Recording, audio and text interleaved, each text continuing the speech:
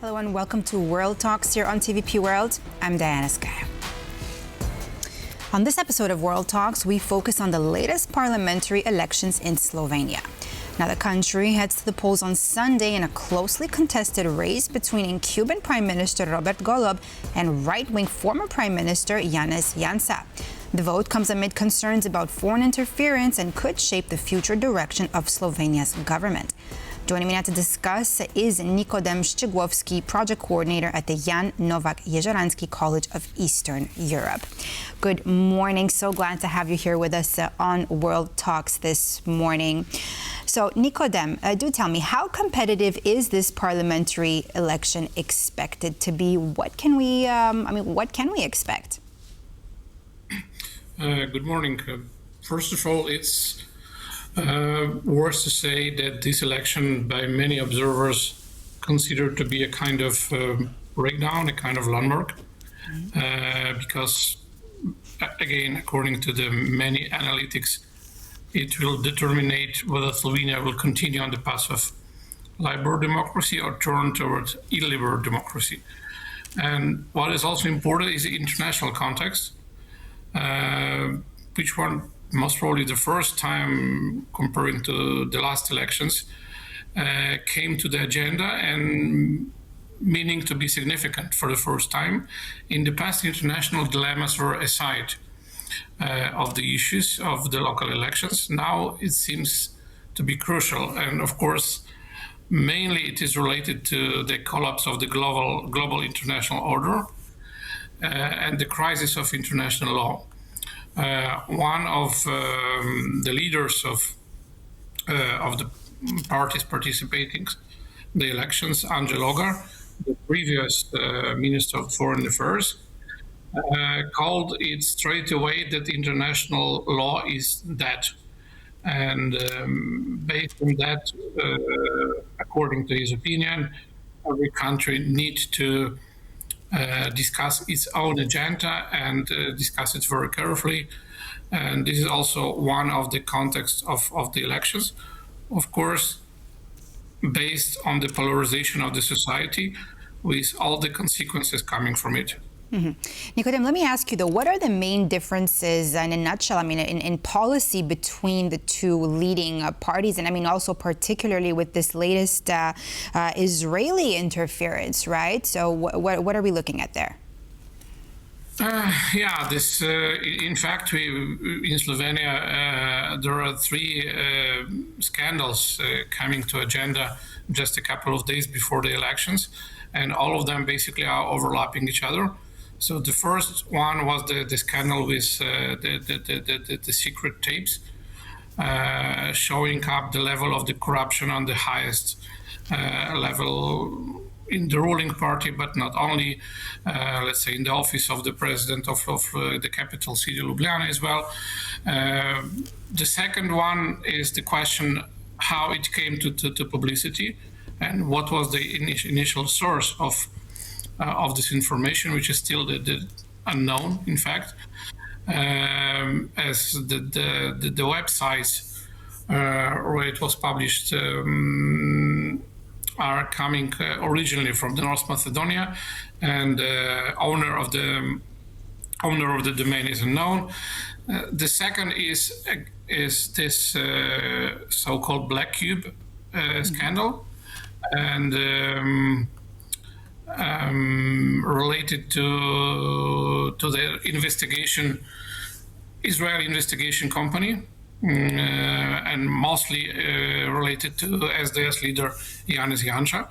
And again, the question is, who is an author of this information, how it came to publicity, and this question is also, the answer is unknown. The Slovenian Agency for Investigation, SOVA, still does not provide an answer to this question, and this is also pretty much a topic for this agenda of the elections, providing attitude to many voters to raise these questions. So in other words, the allegations of influence, you think will influence the outcome of this closely contested election, yes? Yes, most probably. Personally, I do believe that it definitely might have and influential on the particular choices of the particular voters. Let me ask you Depending, of course, they focus on the left or right. So we need to understand that SDS and of Janez Janša and Svoboda of Robert Golob at the moment, according to exit polls, are more or less equal. So the fight is really equal among them. And just to go back to my previous question, I know we talked about the foreign interference, but what are the biggest differences in policy between the two leading parties? First of all, we need to understand that the phenomenon of Janez Janša, who is most probably the most significant politician on Slovenian political scene, coming back from the independence.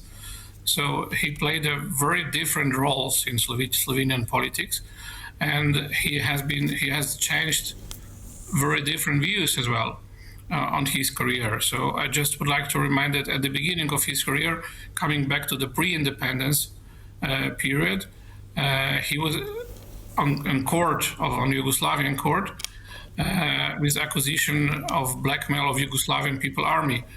And during this time, his position was like left radical, more left radical than the official Communist Party in Yugoslavia. And then he turned to democratic views. After the independence, he played different roles on the first Slovenian independent government.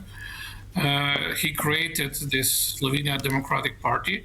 He ruled already 3 governments in the history of Slovenia. He was the person who ruled Slovenia when the country entered the European Union and NATO. And finally, his last government fell out on the election in 2022 due mostly to pandemic issues. So now it's like another turn of him to come back to the political scene. And the current coalition created by Robert Golob and his movement Svoboda Liberty was exactly the opposition of the previous Janša government, and he won exactly of the disappointment of the majority of the society of the previous Janša government. So of course the positions are very different. SDS is trying to create the atmosphere of the traditional values defense, mostly on the rural area, but not only in Slovenia. And the current coalition is mostly created by left-centric voters. So ideologically, it's pretty much different positions. And what challenges do you think that the opposition could actually face if trying to return to power?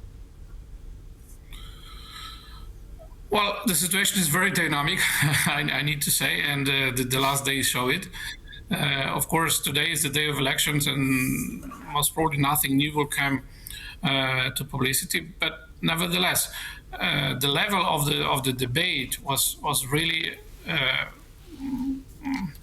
how to say, just trying to avoid the straightforward words. But in fact, again, many analytics pay attention that the level of the debate was extremely low comparing to the all previous elections.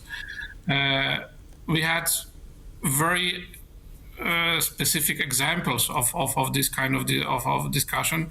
On the last debate in Maribor between Golob and Janša, Mr. Golob accused Janša in relations of this Black Cube scandal, and Janša accused Golob, asking him a question, what his opponent was doing during the 10 days war in 1991.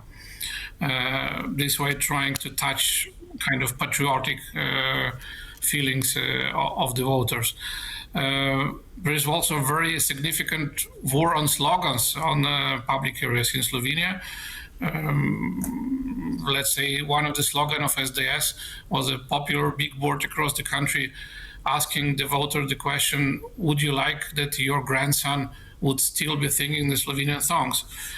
Wow, that's big. Yes, so this shows a lot, about the level of the debate. Okay, and let me ask you this. How significant do you think that Slovenia's relationship with the EU is shaping or is going to shape voter decisions? And not just EU, but what about also the war in Ukraine? Personally, I don't think that the EU is a big topic on this discussion, on this society discussion and political one. And more or less all wings of the political stand and all parts of Slovenian society more or less agree about the EU. Another topic is NATO. In case of NATO, indeed, there are much more concerns, particularly on the left side. So let's say the majority of the left parties, including the current coalition, at least raised this question.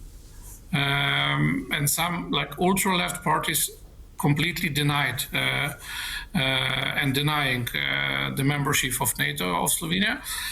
The question of the war of Ukraine is, of course, also is the part of the agenda, and again shows the differences between left side and the right side. If all the right-wing parties, basically, at least those who have a chance to be in the parliament, they agree that support of Ukraine is significant part of Slovenian foreign policy and diplomacy. On the left side, it's less such understanding.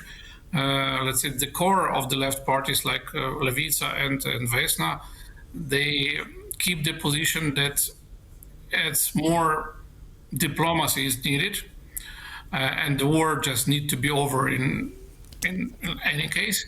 But again, the more radical left parties, they deny the fact of the aggression and the different ways, and they are trying to say that it's also the product of of a conflict between Russia and the Western world, or between Russia and NATO, and so on. For the left part of the society and the left part of the Slovenian stand, the much more important is conflict in Gaza, and now most probably also Iran. Yeah, that's of course two conflicts on one front. Thank you so much, Nikodem Szczygłowski, project coordinator at the Jan Nowak-Jeziorański College of Eastern Europe, for all your input here with us today. Thank you. And thank you for watching this episode of World Talks here on TVP World. I'm Diana Skye. I'll see you next time.